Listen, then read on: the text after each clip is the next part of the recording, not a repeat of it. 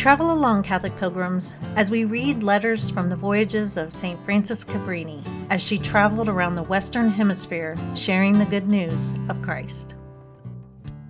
Hello, Catholic pilgrims. We have a bit of a longer reading today, but it's packed with great spiritual direction. Mother Cabrini was writing to her daughters, but it's completely pertinent to all of us.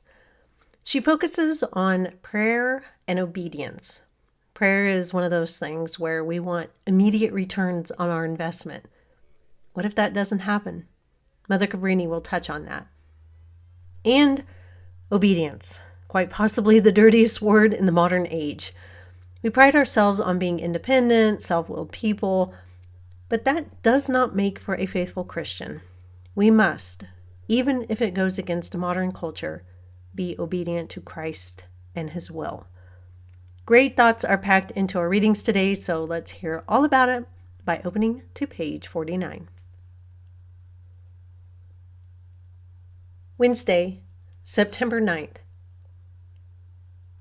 Yesterday at 11 a.m., there arose a great wind that caused the steamer to roll like St. Peter's boat. Some of the sisters, frightened, asked me if it were a storm. I told them that the sea was comparatively calm, and that something greater was wanting to create a storm. At this assurance, they became quiet. The weather continued so the whole day, and before the evening the sisters were quite tired of the swaying. So we withdrew to a small place on deck near our cabins, and there, rather than sit down, we threw ourselves on the floor. We were alone, however, and it was pardonable, though even if we had not wished to throw ourselves down, we should have fallen. The place we occupied was quite near the kitchen, where the Broussard and the head steward could see and hear us, and they were pleased to hear us praying, regarding this as an augury of fine weather. Being the feast of Our Lady, we could not allow it to pass without some spiritual exercise. I had been ill also, but in comparison with the others, my indisposition was nothing. I was, however, able to stay on deck in the fresh air, and as no one spoke on account of the movement of the boat, I was able to join you in spirit and celebrate the feast of Mary Bambina, the infant Mary. Prayer is a great comfort and works truly.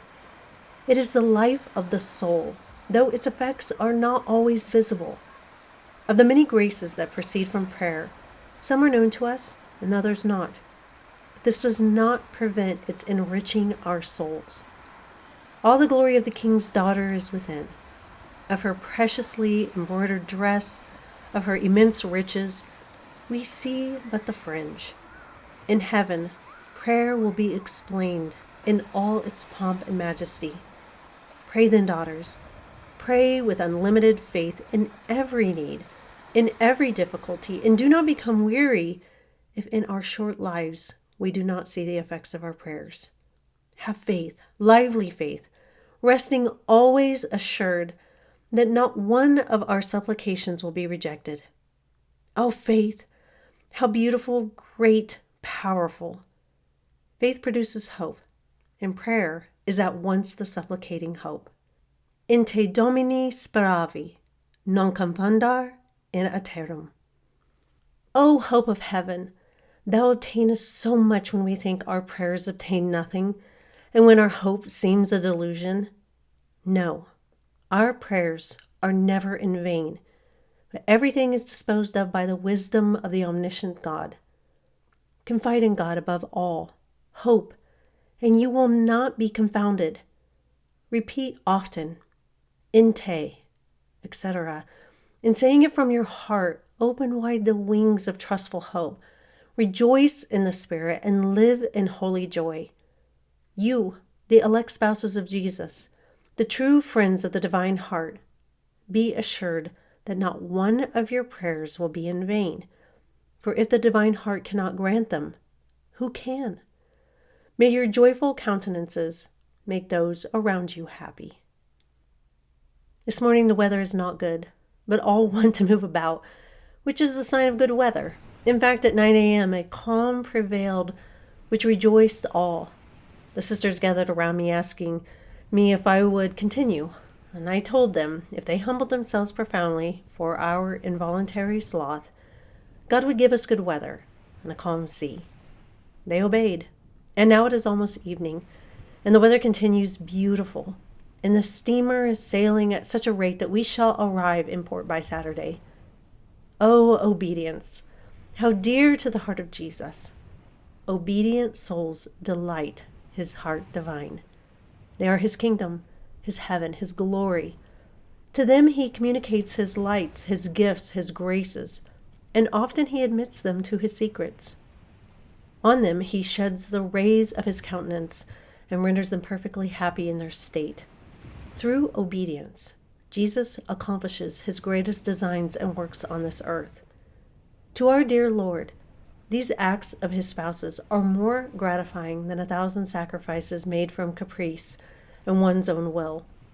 Jesus loves to stay with obedient religious.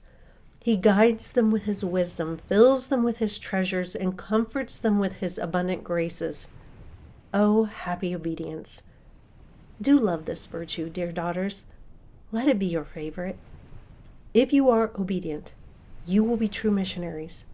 You will be blessed abundantly by Jesus, and you will save a great number of souls who await your work. None of you should work from self-will. You should have no thought contrary to obedience, but submit as so many little lambs. This is the secret of obtaining peace and of obtaining great graces and blessings for the Institute. Love virtue, but obedience and humility above all, because with obedience you have given what is yours to God. Be obedient, and your sacrifice will be entire. You will be true spouses of Christ. You will enjoy heaven in anticipation. Do not have any will of your own, and then you will not make your superiors suffer. Why should you suffer for the devil? Why should you make a purgatory for yourselves and make others suffer? Why lose peace and make everything desolate on account of your own fancies and caprices? Submit yourself to the sweet yoke of obedience, and you will become a haven of Christ, a haven of peace for all your sisters. We will stop there for today, Catholic Pilgrims.